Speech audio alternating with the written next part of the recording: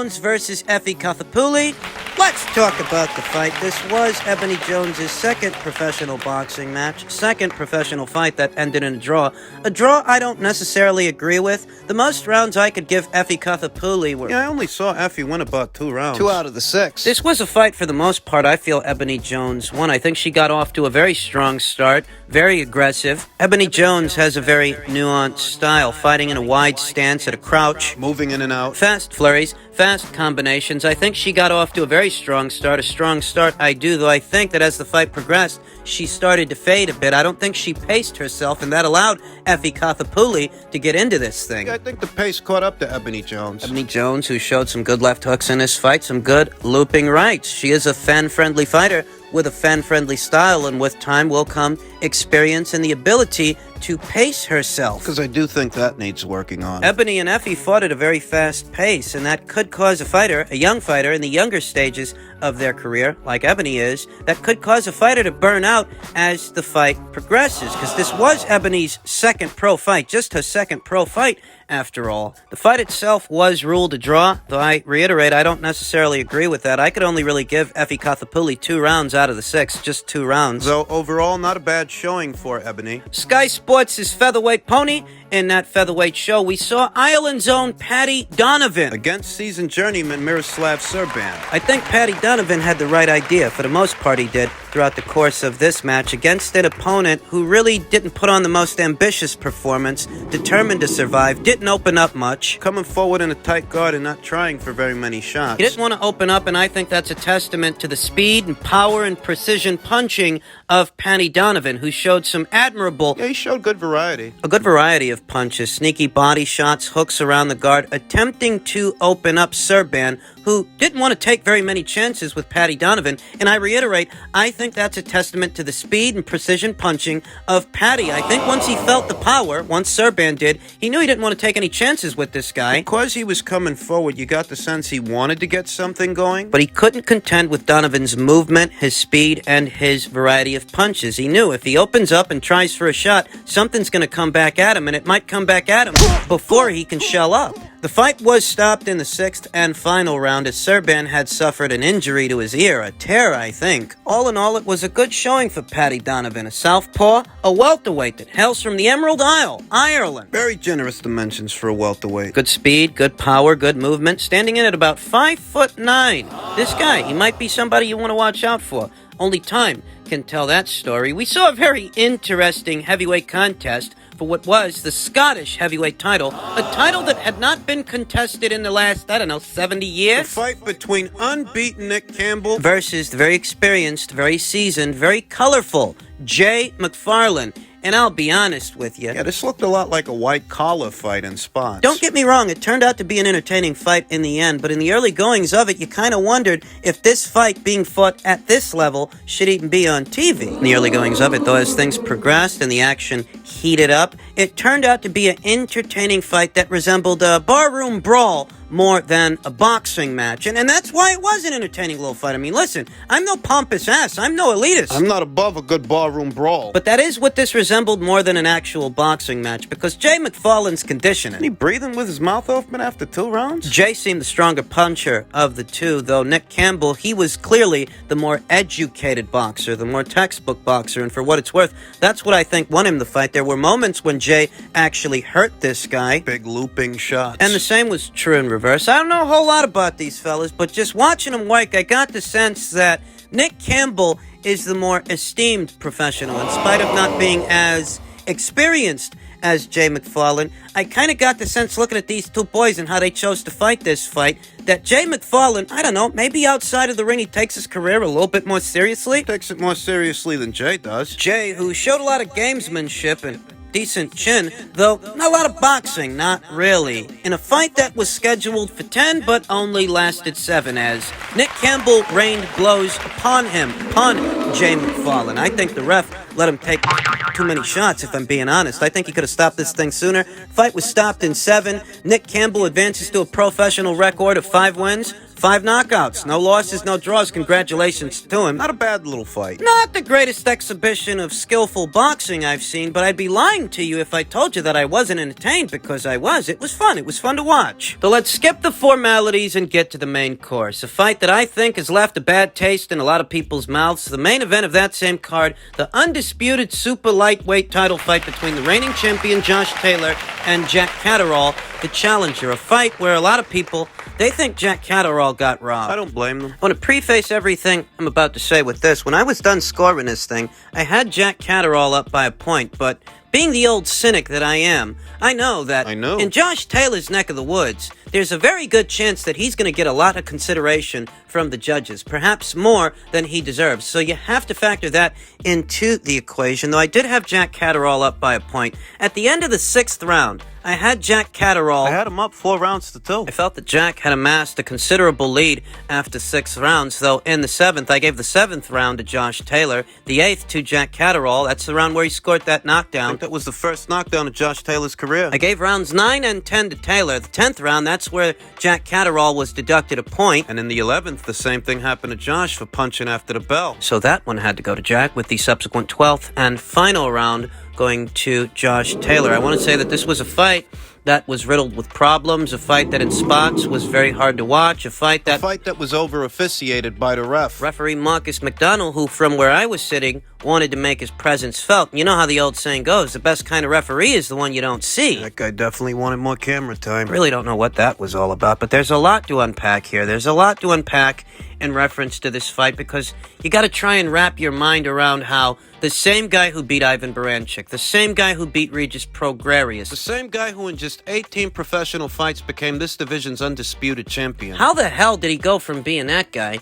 to being this guy that is so obviously struggling with Jack Catterall, a guy he was widely favored by the bookies and the fight fans themselves to beat? Where did it all go wrong? I think there are several factors in play here. Josh Taylor potentially being weight drained, one among them. You have to understand that Josh Taylor is on the bigger, much bigger end of the spectrum as far as super lightweights go. I mean, this guy's been running around telling everybody that he could probably spend the rest of his career at 140 pounds, that he could be able to make that weight with no issues. But immediately after the fight, you heard what he said. What? This might very well be his last fight as a super lightweight and his last fight as this division's undisputed champion. When he was running around telling everybody that he can keep making that weight, I didn't believe him. Because Josh Taylor is a tall drink of water for a 140-pound fighter. If you thought that Terrence Crawford was big for 140 pounds, you do realize that Josh Taylor, he's bigger than that guy. I think he was weight drained. And that's not an excuse. You assume the responsibility of whatever happens in the fight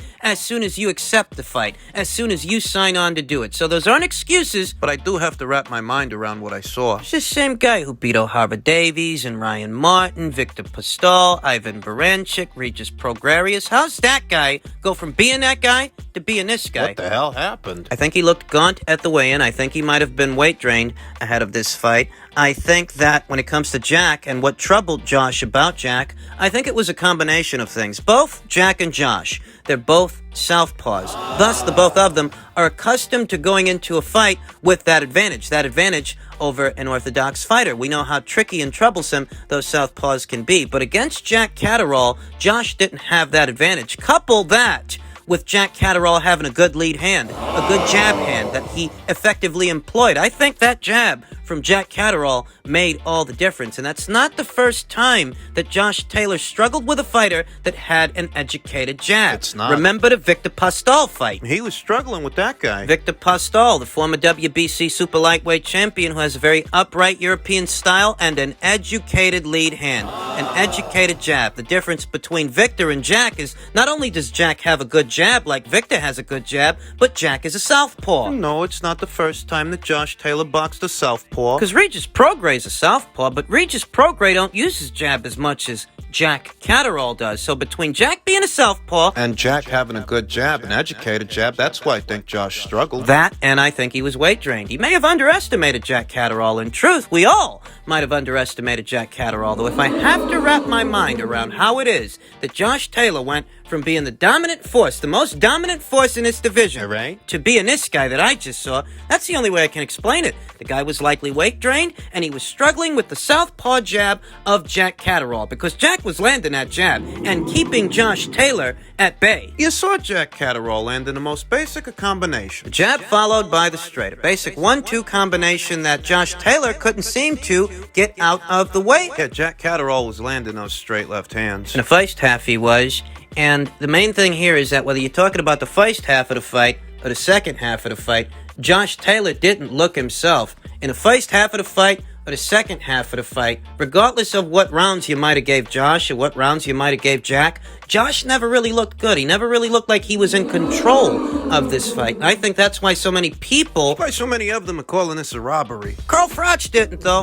According to Carl Froch, if you go into survival mode for the last 4 rounds of a world title fight, the judges don't like it, especially when you're the challenger. Opportunity gone. And this reality check was brought to you by Farrell Crotch, MBE. In the realm of robberies and poorly officiated fights, I have to say that this one ranks pretty low on the totem pole. The way I see it, Jack Catterall might have very well deserved the decision. He did. If he won this fight, he didn't win it by much, because on my card, Josh Taylor was catching up to him. The problem is... He never looked good, even in rounds that he won. He never looked himself. He didn't look like the guy that beat O'Hara Davies, Victor Postol, Ryan Martin, Ivan Baranchik, Regis Prograis, Jose Ramirez. He never looked good in this fight, even in rounds that he won. Farrell Crotch added, I'm not saying it couldn't have gone the other way. I'm just saying he could have really made sure. Watching it at home, the wrong man got the decision. Let's make this crystal clear. I myself didn't see Josh Taylor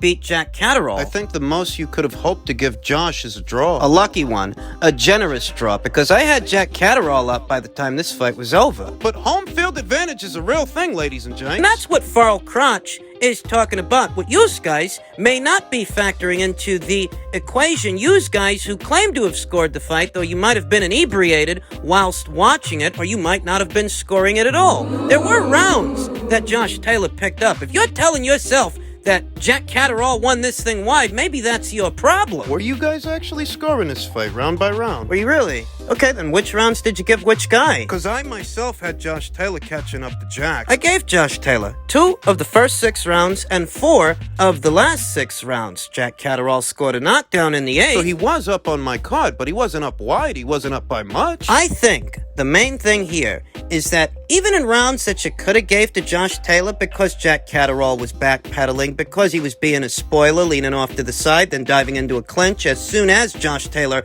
got within striking distance, I think because Josh looked limited, sometimes confused, He did. befuddled by Jack Catterall's movement and his jab, I think that affected people's perception of the fight and who's winning which rounds in the fight. I don't actually think many of these outraged boxing fans were scoring this thing. I don't. Because I don't see them posting their scorecards. The only guys I do see posting their scorecards are guys who had the fight about as close as I had the I fight. think that a lot of these guys that are screaming robbery were filling out these rounds. They weren't actually scoring them. And because Josh Taylor didn't exactly look dominant at any point in this fight, because he didn't look particularly good in any of these rounds, they were likely giving a good number of them to Jack Catterall, not factoring in that we are in Josh Taylor's neck of the woods, after all, that it's conceivable he might get the same consideration that home field gives any home fighter against any away fighter. I mean, you guys are screaming robbery every other weekend like you just started watching boxing or something. Are you new here? Josh Taylor himself says this is probably going to be his last fight at 140 pounds and that he sees no need for a rematch with Jack Catterall because he believes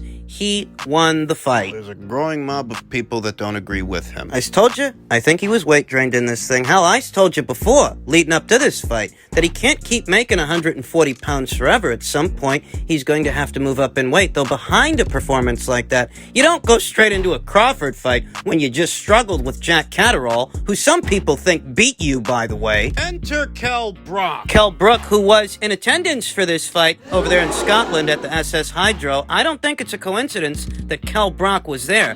I think the people over there at Sky and Boxer have been entertaining the possibility. I think they want to do a Brook versus Taylor fight at a catchweight. I don't think the people over there at Sky and Boxer want Kell Brock taking his business elsewhere when they just had a very successful show involving Kell Brock with Amir Khan. I think he was there for a reason. I think he was scouting Josh Taylor. And a fight between them is doable at 149 pounds. I'm not going to make any bold proclamations or predictions. I'm just going to ask you guys how confident you are that Josh Taylor fights the likes of Terrence Crawford in his very next fight behind a performance like that. Do you get the sense that Crawford's next? Or is it possible that Kell Brock traveled to Scotland because he was scouting Josh Taylor? That's why he was there. I mean, even if he doesn't fight Kell Brook in his very next fight, and what would be a passing of the torch fight for Josh Taylor to help get him more into the mainstream. Even if Kell Brook ain't the next guy that he fight, I still don't get the sense he's going to go straight into a Crawford fight behind a performance like that one. That was the most human I've ever seen. Josh Taylor. I think he's finished at 140 pounds. I think it was a hard cut, and he was weight drained. I don't think there are very many big money fights that are right around the corner right now for Josh Taylor at 140 pounds, and I think his body's telling him to move up to welterweight. Even if he isn't ready for Terrence Crawford straight away, he can't keep cutting down to 140 pounds anymore. So if you think Jack won the fight, hey, that's great. You're not the first guy to disagree with the judges' scorecards, and you won't be the last. But let me tell you something. Home field advantage is a real thing. And when you're watching these fights at home... I mean, it doesn't dawn on you guys that the home fighter's going to get consideration over the away fighter? And that perhaps that away fighter has to work harder than that home fighter with all of that home field advantage and all of that consideration they're going to get, because the same is true everywhere you go, whether you're talking about the United Kingdom, the United States, or the United Arab... The United Arab Emirates. Home field advantage is a real thing, and while I think Jack might have done enough to win a close decision, it was close. Like how Ruiz versus Joseph Parker was close. And maybe that's the disconnect between the guys that actually scored the fight and the ones screaming bloody robbery. Those guys, they didn't score the fight. They don't think it was close, but they weren't tallying the fucking rounds anyway. Fights are scored round by round. And if what you're telling me is that you only gave Josh Taylor 2 or 3 rounds in this fight... We're just not gonna agree. Yeah, it might have been a robbery, but it's not the worst one I ever saw.